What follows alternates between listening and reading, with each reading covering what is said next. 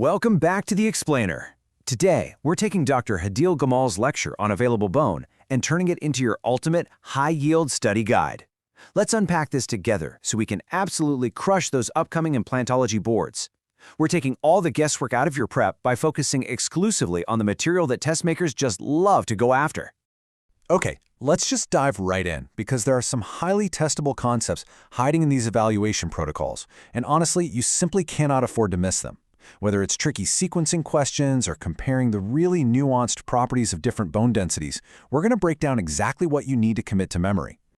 So here's our exact roadmap for today. 1. Evaluation and imaging principles.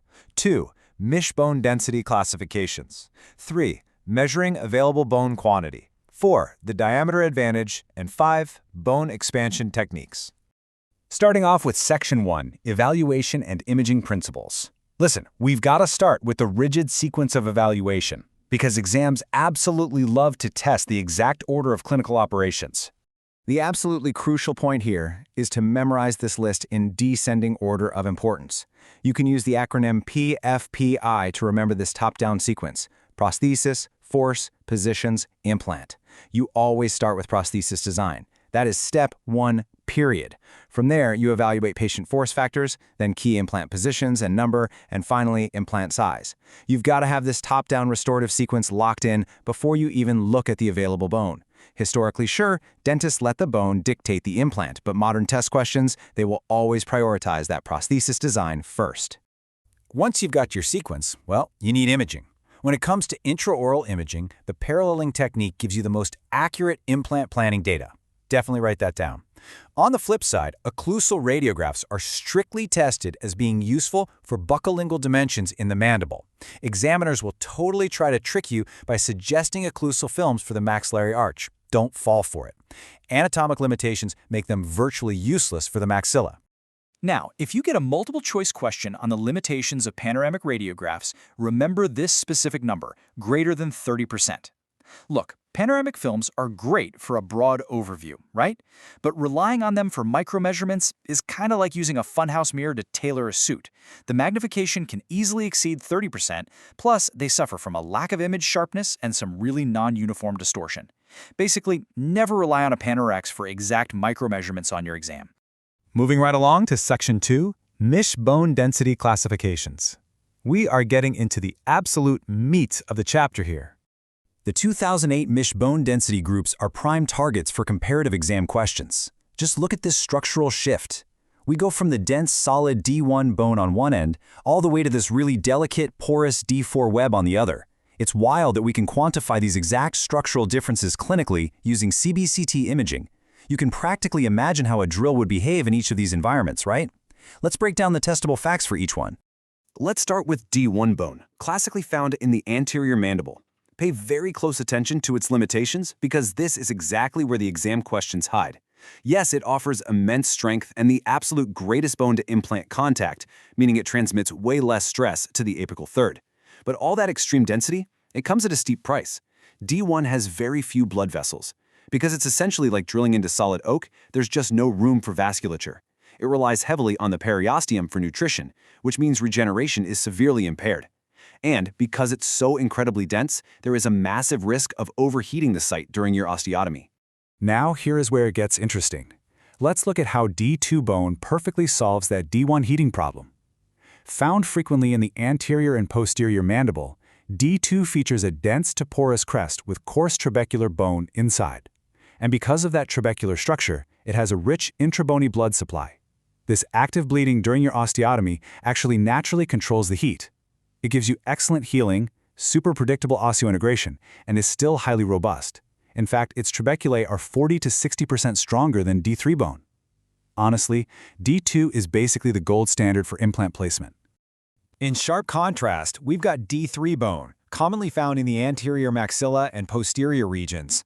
This one is highly testable because of its drastic drop in strength. D3 bone is a staggering 50% weaker than D2 bone. That is a massive drop, and it directly leads to a much less favorable bone-to-implant contact. When you combine that thinner, porous crest with weaker fine trabeculae, you get additive factors that significantly increase the risk of implant failure. If a test question asks you which bone type requires longer healing or modified protocols, D3 and D4 are absolutely your primary suspects. All right, that covers quality. Section 3. Measuring available bone quantity. With quality locked in, let's shift our focus to specifically how we define the physical boundaries of our surgical site. Let's look at the dimensions and see how they build our three-dimensional workspace. Notice exactly how available bone height is measured. It's taken directly from the crest of the edentulous ridge straight down to the opposing anatomic landmark, whether that's the maxillary sinus, the mandibular canal, or the floor of the nares. That gives us our absolute maximum vertical limit. You literally need to burn this next concept into your brain for test day. Once you hit your minimum required height to safely place an implant without hitting a vital structure, gaining extra width is vastly superior to gaining extra height. Basically, height gets you in the door, but width dictates the long-term biomechanical success of the whole case. Which leads us perfectly into Section 4, the diameter advantage. So what actually happens when we use that crucial bone width to place a wider implant? Why do we care so much? If you get a question on why we choose wider Division A root form implants, just think of the benefits in three clear categories: mechanical, clinical, and economic. Mechanically, the larger surface area distributes much less stress to the vulnerable crestal bone. They apply way less stress to the abutment screw, and they're far less likely to fracture. Clinically, they reach closer to those dense lateral cortical plates for better initial stability. They offer superior cement retention, and they're easier for the patient to keep clean. And economically? Here's a great trick question. They're actually more cost-effective for the patient than placing multiple smaller fixtures to do the exact same job. Finally, let's talk surgery. Section 5, Bone Expansion Surgical Techniques. We really need to address the specific interventions tested for altering available bone, especially in the maxilla.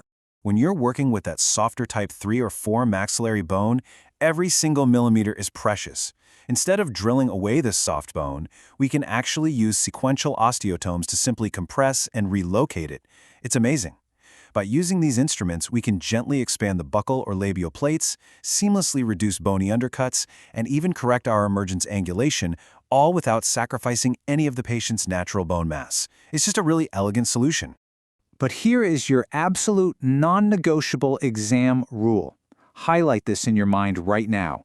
You cannot attempt this bone expansion technique using round osteotomes if the residual alveolar crest is less than 4 millimeters wide. If the crest is 3 millimeters, osteotome expansion is contraindicated. 4 millimeters is your magic number. Don't forget it.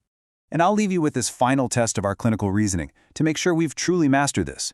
Imagine you have exactly 4 millimeters of crestal width. So you meet the size criteria, but the bone is D1 in the anterior mandible. Why would you avoid expanding it? Think back to what we just covered. Consider the extreme density, the lack of intrabony blood supply, and the highly brittle nature of that D1 bone. Think carefully about how those rigid, unyielding traits might interact with aggressive surgical expansion. Ponder that as you finalize your study notes, and you will be well on your way to acing your exam.